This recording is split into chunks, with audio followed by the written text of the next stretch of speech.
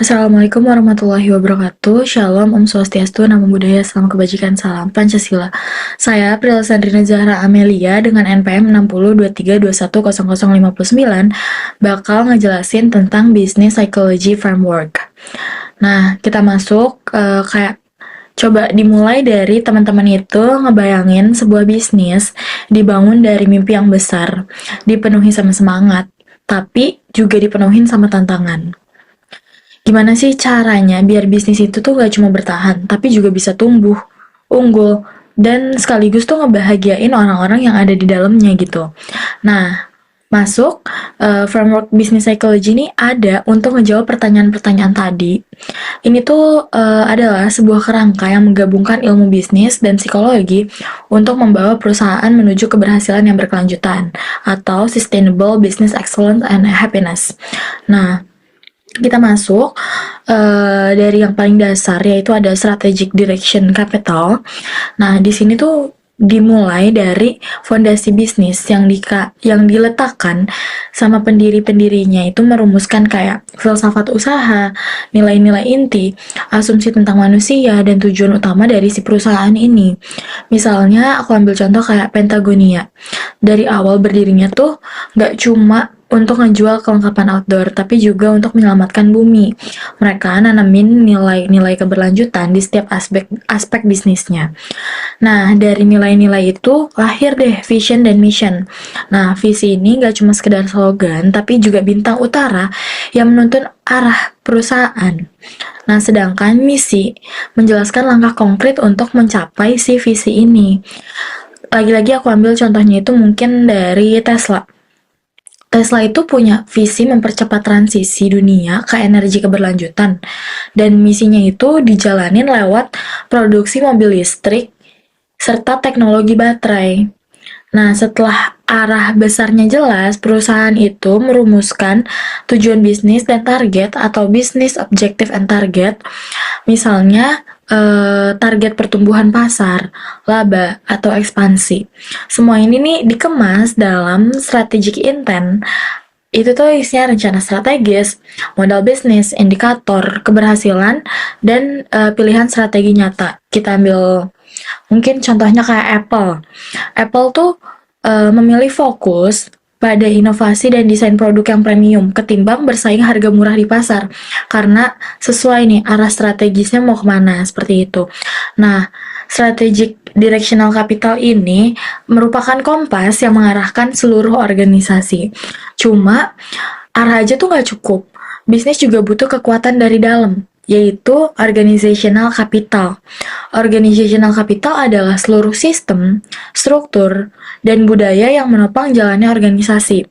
Bayangin, kalau misalnya ada bangunan yang bentuknya bagus banget, tapi dia nggak punya fondasi, bangunan itu juga bakal runtuh, ya kan? Nah, ini sama aja kayak bisnis. Bisnis yang kayak bagus tapi dia nggak ada fondasinya gitu. Mungkin kedepannya usaha itu juga bakal hancur. Yang pertama itu ada leadership and management. Kepemimpinan dan manajemen ini sebagai motor penggerak organisasi. Pemimpin tuh bukan cuma ngebagi tugas, tapi juga jadi teladan, membangun kepercayaan dan menginspirasi tim untuk terus berkembang.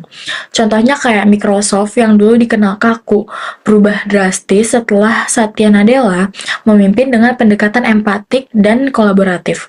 Hasilnya, budaya inovasi tumbuh dan karyawan juga ngerasa lebih dihargain. Lalu ada organizational culture, budaya organisasi sebagai jiwa perusahaan, bukan hanya sekedar aturan tertulis, tapi nilai, kebiasaan, dan norma yang membentuk perilaku harian. Kayak Google, menumbuhkan budaya inovatif dan terbuka, memberi ruang buat karyawannya tuh buat terus bereksperimen bahkan di luar tugas utama mereka. Ini tuh ngebuat ide-ide besar bisa muncul dari mana aja. Kemudian ada infrastructure and management technology. Ini mencakup proses kerja, teknologi, dan fasilitas yang mendukung aktivitas organisasi. Contohnya itu kayak Toyota dengan sistem just in time berhasil memangkas limbah dan meningkatkan efisiensi produk secara drastis karena infrastrukturnya ya sangat terstruktur dan disiplin seperti itu. Kemudian yang terakhir ada knowledge and informational management. Ini tentang gimana organisasi ini mengelola, menyimpan, dan membagikan pengetahuannya. Contohnya kayak Unilever memiliki sistem internal global yang mendokumentasikan best practice di setiap cabangnya. Jadi karyawan baru bisa langsung belajar dari pengalaman terbaik yang udah ada gitu. Nah, gabungan dari keempat tadi tuh bisa nyiptain organisasi yang kokoh, adaptif, dan siap menghadapi tantangan besar ke depannya. Nah, kalau kita bisa bilang kayak organizational capital ini rangka dan otot perusahaan. Maka ada human capital yang ini tuh adalah jiwanya.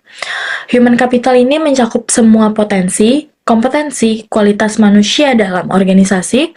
Tanpa manusia yang berkembang, semua strategi dan sistem hanyalah mesin tanpa daya.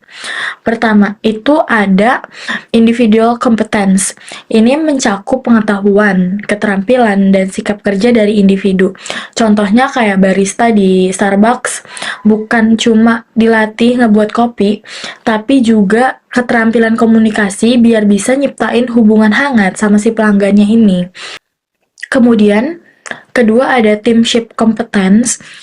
Ini kemampuan untuk bekerja sama, membangun kepercayaan, dan menyelesaikan konflik secara sehat.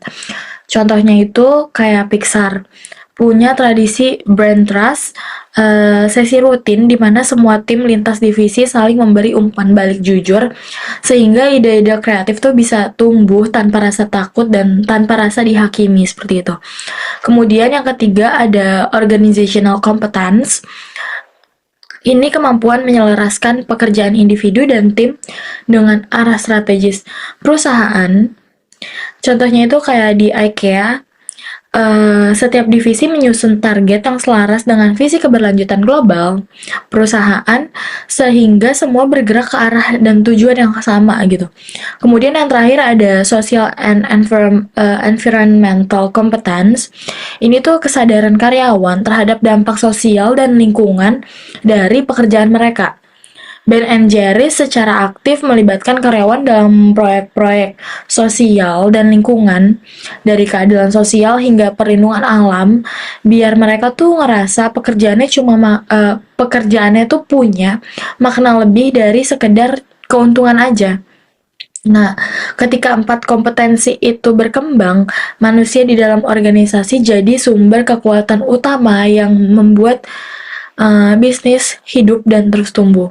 Nah, ketika arah dan strateginya udah jelas nih, organisasi berdiri kokoh dan manusianya kompeten, baru di situ inti bisnis psychology framework berjalan.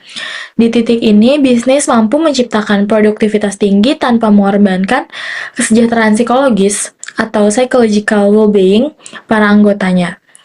Ketika orang ngerasa bahagia dan sehat secara mental, mereka akan bekerja lebih baik dan mereka bakal lebih produktif. Rasa percaya diri bakal tumbuh dan makna kerja juga meningkat. Semua ini ngebawa perusahaan menuju tujuan akhirnya, yaitu yang tadi aku udah bilang, sustainable business excellence and happiness. Sebuah kondisi di mana perusahaan tuh nggak cuma ngasilin keuntungan, tapi juga membahagiakan para karyawan, para pemimpinnya, bahkan masyarakat yang ada di sekitarnya. Dan ketika ada perusahaan atau ada perubahan-perubahan dari luar, sistem feedback akan membuat bisnis terus berjalan dan menyesuaikan diri. Seperti itu aja penjelasan saya mengenai business psychology framework. Kurang lebihnya mohon maaf. Wassalamualaikum warahmatullahi wabarakatuh.